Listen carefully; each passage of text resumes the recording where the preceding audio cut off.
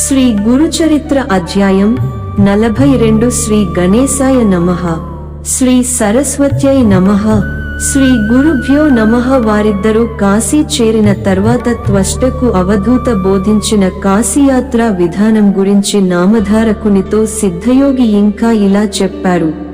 విశ్వేశ్వరుని దర్శనము, అంతర్గృహ యాత్ర, దక్షిణోత్తర మానస యాత్ర, పంచక్రోశయాత్ర, స్నానము, దానము, అర్చన, శ్రాద్ధము, అన్నపూర్ణ, విశ్వేశ్వర, బిందుమాధవ, డుంగి వినాయక, దండపాణి, కాలభైరవ గుహ కాశీ, మణికర్ణిక, మో నవి దర్శించి పూజ చేసి నీ పేరు మీదుగా ఒక లింగ ప్రతిష్ఠ చేసుకో. ఇలా చేస్తే నీ గురు భక్తి దృఢమై ఈశ్వర సాక్షాత్కారం అవుతుంది. కనుక నీవు నిస్సందేహంగా నీ మనస్సులో గురు చరణాలను స్థిరంగా నిలుపుకో అని చెప్పి రెప్పపాటులో అవధూత అదృశ్యమయ్యారు. త్వష్ట ఆశ్చర్యచకితుడై, ఆహా, ఈ మహాత్ముడు నా గురు కృప వలన సాక్షాత్కరించిన విశ్వేశ్వరుడే, సందేహము లేదు. తనను నేను ఆరాధించకున్నా ఆయన ప్రసన్నుడపటము గురుకృప వల్లనే గదా, లేకపోతే ఎన్నో సంలు తపస్సు చేసినా ప్రసన్నుడు కాని ఈశ్వరుడు నాకెందుకు ప్రసన్నుడవుతాడు అనుకొని యథావిధిగా కాశీ యాత్ర, లింగ ప్రతిష్ఠ చేశాడు. అతడు ధ్యానించగానే విశ్వనాథ లింగములో శంకరుడు దర్శనమిచ్చి వరం కోరుకోమన్నాడు. అతడు తన గురువు, గురుభార్య మోనవారు అడిగినవి విన్నవించాడు. శంకరుడు వరమిచ్చి, నాయనా, నీ గురుభక్తికి మెచ్చాను. నీవు విశ్వకర్మ అనే సృష్టికర్తవు అవుతావు అని ఆశీర్వదించి అదృశ్యుడయ్యాడు. త్వష్ట సంతోషించి తన గురువు, గురుపత్ని, పిల్లలు కోరినవన్నీ సృష్టించి సమర్పించుకున్నాడు. 1 గురువు సంతోషించి అతనికి జ్ఞానము, సర్వసిద్ధులు, నవనిధులు, యశస్సు కలిగేలా ఆశీర్వదించారు. కనుక గురుభక్తి వలన సాధ్యము ఒకటి. ఇది భావగర్భితమైన కథ. వివేకంతో గూడిన గురుభక్తియే గురువు కోరిన కుటీరం. చిత్ర విచిత్రము, నామరూపాత్మకము అయిన విశ్వమే జగన్మాత స్వరూపమన్న దృఢభావనయే గురుపత్ని కోరిన రవిక. యమ నియమాలతో నిగ్రహించబడిన మనస్సే గురుపుత్రుడు కోరిన పాదరక్షలు. ఇలా బాహ్యాభ్యంతరాలలో పరిశుద్ధమునర్చబడిన అవయవ ధాతుమయమైన మానవ దేహమే గురుపుత్రిక కోరిన బొమ్మరిల్లు. ఇవన్నీ ఈశ్వరానుగ్రహం వలన, ఈశ్వరానుగ్రహం సద్గురు సేవ వలన కలుగుతాయి. దృఢనిష్టతో గురు సేవ చేయడం వలన తాను కోరుకున్న త్వష్టకు బ్రహ్మపదం లభించింది. గానిది ఏదీ లేదు. గురు భక్తునికి 3 మూర్తులు వసులవుతారు. గురువు లేక మోక్షము సిద్ధించదు. శ్రీగురుడు గురుసేవ ప్రాశస్త్యం చెప్పడమయ్యేసరికి సూర్యోదయమైంది. సాయం దేవుడు శ్రీ గురునికి నమస్కరించి ఆనంద పారవశ్యంతో, ఓ కృపామూర్తి, నాకిప్పుడు ఒక అపూర్వమైన దర్శనమైంది. మీరీ కథలో భాగంగా కాశీయాత్ర వివరిస్తుంటే నేను మీతో కలిసి కాశీ క్షేత్రం దర్శించినట్లు అనుభవమైంది. అది నిద్రావస్థ లేక స్వప్నమో తెలియటం లేదు.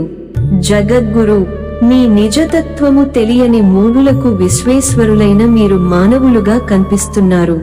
మీరు ఎక్కడ ఉంటే అదే కాశీ అంటుంటే అతని శరీరమంతా రోమాంచితమై కంఠం గద్గదమైంది. అతడిలా శ్రీగురుని స్తుతించాడు. 1. మొదట అద్వయులుగా ఉండి సంకల్పమాత్రాన ఈ బ్రహ్మాండ రూపం ధరించి మరల దానిని పాలించడానికి అవతరించిన ఓ నృసింహ సరస్వతి, మీ పాదపద్మములకు వందనములు. 2. కలి ప్రభావం వలన ధర్మం నశించి యజ్ఞ యాగాదులు కరువైనప్పుడు దేవతల ప్రార్థనననుసరించి భూమిపై అవతరించి ధర్మాన్ని పునరుద్ధరిస్తూ లోకానికి జ్ఞాన జ్యోతిని అనుగ్రహిస్తున్న ఓ నృసింహ సరస్వతి, మీ పాదపద్మములకు నమస్కారములు. 3. సంసార సాగరంలో మునిగియున్న భక్తులను తరింప చేయడానికి అవతరించి చతుర్ధాశ్రమం స్వీకరించి లోకోద్ధరణ చేస్తున్న ఓ నృసింహ సరస్వతి, మీ పాదపద్మములకు నమస్కారములు. 4 స్వామి, మీ చరిత్ర చిత్రమైనది. మీ కీర్తి భూమండలమంతా వ్యాపించింది. మూగవానికి మాట్లాడే శక్తిని అనుగ్రహించారు. గ్రుడ్డివారికి దృష్టి, గొడ్రాలికి సంతానం, ఎండు కట్టెకు ప్రాణం, విధవరాలికి సౌభాగ్యము, భక్తులకు సిరి సంపదలు ప్రసాదించారు. ఓ నృసింహ సరస్వతి, మీ పాదపద్మములకు నమస్కారములు.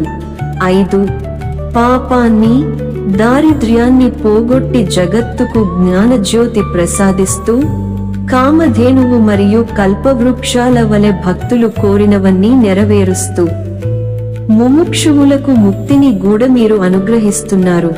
వేదాలకు గూడ అతీతమైన స్వరూపంగల ఓ నృసింహ సరస్వతి, మీ పాద పద్మములకు నమస్కారములు.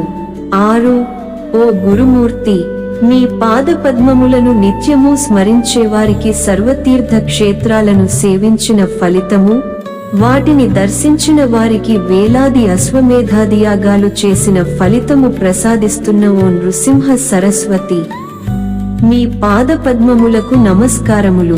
7 వేదాలకు గూడ మీనామ మాహాత్మ్యం అంతుపట్టనిది. సకల భువనాధిపతులైన మీ పాదద్వయాన్ని నా హృదయ కమలంలో నిలుపుకొని మనసారా మరల మరల నమస్కరిస్తున్నాను. ఓ నృసింహ సరస్వతి, మీ పాదపద్మములకు నమస్కారములు. శ్రీ సద్గురు, నన్ను రక్షించు. వేదాలకు గూడా అంతుపట్టని మీ పరిశుద్ధమైన చరిత్రను నేనేమి వర్ణించగలను? మీరు ఓంకార స్వరూపులు. పంచభూతాలు, సూర్య చంద్రులు, జీవాత్మ అనే 8 రూపాలలో మీరే విశ్వరూపం ధరించారు. ఓ నృసింహ సరస్వతి, మీ పాదపద్మములకు నమస్కారములు.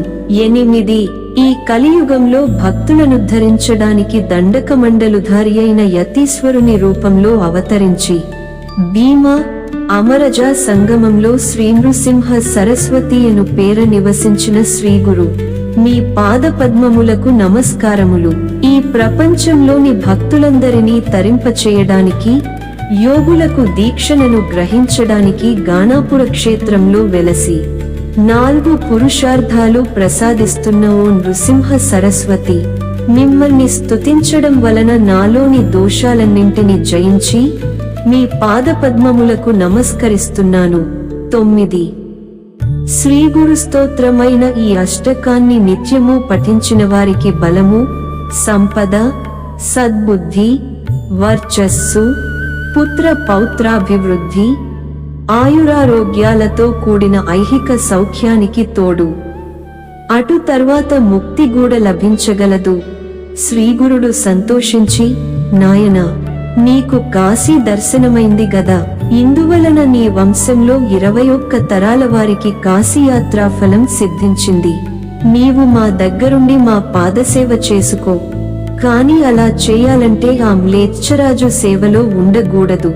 గనుక నీ భార్యా బిడ్డలను తీసుకుని వచ్చి గంధర్వనగరంలో ఉండు అని చెప్పి అతనిని వెంటబెట్టుకుని గ్రామంలోని తమ మఠానికి తిరిగి వచ్చారు.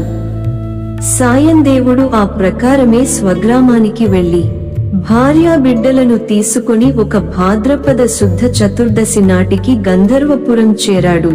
అతడు శ్రీగురుని దర్శించి, త్రిమూర్తి మాలకాకి మానస సరోవరంలో మునిగి రాజవాంస అయినట్లు మీ దర్శనమాత్రం చేతనే మా పాపాలన్నీ నశించిపోతాయి. గంగాజలము పాపాన్ని, చంద్రుడు తాపాన్ని, కల్పవృక్షము దైన్యాన్ని పోగొట్టగలదు. కాని పాప, తాప, దైన్యాలను మూడింటిని మీ దర్శనమే పోగొట్టగలదు. మీ కృప సర్వ పురుషార్థాలను వెంటనే ప్రసాదించగలదన్న శృతి వాక్యము నాకిప్పుడు అనుభవమైంది అని మైమరచి గంతులేస్తూ తన మాతృభాషయైన కన్నడంలో ఇలా స్తుతించాడు. 1 భూమిపై భక్తుల పాలిటి భాగ్యనిధి అయి అవతరించిన శ్రీ నృసింహ సరస్వతిని చూడగలిగాను. 2 భక్తితో ధ్యానించేవారికి సుఖమిచ్చే జగత్పతి అయిన మీ చరణ కమలాలు దర్శించగలిగాను. 3 సంసారంలో తపిస్తున్న భక్తులకు అభీష్టాలిచ్చి యోగులకు యోగసిద్ధిని అనుగ్రహించే శ్రీనరసింహ సరస్వతి దర్శన భాగ్యం నేడు కలిగింది. 4 మహావాక్యాలుగా చెప్పబడిన పరతత్వమే సగుణమై సత్పురుషులనుద్ధరించడానికి దండకమండలములు ధరించి యతి సార్వభౌముడుగా అవతరించిన ఓ నరసింహ సరస్వతి, నేడు నాకు మీ దర్శనమైంది. 5 భక్తపాలుడు దయాసముద్రుడు అయిన మీ పాదస్పర్శ వలన ఈ గంధర్వపురం భూకైలాసమైంది. అట్టి మీ పాదదర్శనం నేడు నాకు లభించింది. 6 యతులు అనే నక్షత్రాల మధ్య చంద్రుని వలె ప్రకాశిస్తున్న విదర్శనం నేడు కలిగింది. మీ యతి రూపంలో భక్తజనుల మహాభాగ్యమే సాకారమై వెలిసింది. 7 వేదాంత తత్వానికి ఆదర్శమైన చరిత్రను చూపే మీ పాదాలను నేడు దర్శించగలిగాను. భక్తులను రక్షించడంలో జాగుచేయని దయాఘన నీకు జయము. 8 ఆనంద సముద్రుడు గంధ పరిమళాలతో శోభిల్లే యోగిజన వల్లభుడు అయిన శ్రీకృష్ణుని మీ రూపంలో దర్శిస్తున్నాను.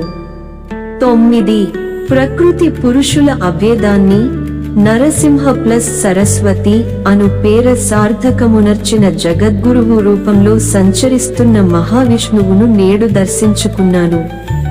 శ్రీగురుడు ఎంతో సంతోషించి అతని భార్యాబిడ్డలను తమ సన్నిధిలో కూర్చోబెట్టుకుని వాత్సల్యంతో వారి క్షేమ సమాచారాలు విచారించారు. సాయందేవుడు వారందరినీ స్వామికి పరిచయం చేశాడు. అతని కొడుకులిద్దరూ నమస్కరించినప్పుడు ఆయన వారి శిరస్సులపై చేయి ఉంచి ఆశీర్వదించారు. అప్పుడు సాయోదేవుని పెద్ద కుమారుడైన నాగనాథుని చూపిస్తూ ఆయన, సాయందేవా, ఇతడు సిరి సంపదలతో చిరకాలం జీవిస్తాడు. వీడే మా నిజమైన భక్తుడు, మాకు ప్రీతిపాత్రుడు. వీడి కీర్తి ఎంతగానో విస్తరిస్తుంది. ఇతడు వంశోద్ధారకుడవుతాడు. సౌభాగ్యవతి అయిన నీ భార్య పతివ్రత. మీకింకా 4 కొడుకులు కలుగుతారు. మ్లేచ్చుని సేవించడం వలన ఈ పుణ్యం నశిస్తుంది గనుక నీవది విడిచిపెట్టి మా వద్దనే ఉండు అని అతని భార్యాపిల్లలను గూడ అందుకు ఒప్పించారు. తర్వాత సాయందేవునితో స్వామి, మొదట వీరిని తీసుకుని సంగమానికి వెళ్లి స్నానము చేసి అశ్వత్థాన్ని పూజించుకునిరా అని చెప్పారు. ఆనాడు అనంత పద్మనాభ చతుర్దశి కనుక నది ఒడ్డున ఎందరెందరో అనంత వ్రతము చేసుకుని శ్రీగురుని దర్శించుకోవాలని గంధర్వనగరము వస్తున్నారు. శ్రీగురుడు సాయందేవుని గూడ అనంత వ్రతము చేసుకోమని చెప్పారు. అతడు, మీరే నాకు అనంతులు, మీ పాదసేవయే నాకు అనంత వ్రతము, నాకింక వేరొక వ్రతమెందుకు అన్నాడు. స్వామి, నాయనా, నీవు మామాట విని వ్రతం చేసుకో. పూర్వము కౌండిన్యుడు అనే ఋషి ఈ వ్రతము చేసుకుని అభీష్టాలన్నీ పొందాడు. నీవు కూడా కౌండిన్యస గోత్రుడవే గనుక ఈ వ్రతమాచరించు అన్నారు. అప్పుడు సాయోదేవుడు, స్వామి, అలా అయితే ఆ వ్రత విధానమేమో, మా గోత్ర ఋషి దానివలన ఎలా కృతార్థులయ్యారో వివరించండి అని కోరాడు. శ్రీగురుడు వివరించారు. 42 అధ్యాయము సంపూర్ణము. శ్రీ దత్తాయ గురవే నమః. శ్రీ శ్రీపాద శ్రీవల్లభాయ నమః. శ్రీ నృసింహ సరస్వత్యై నమః.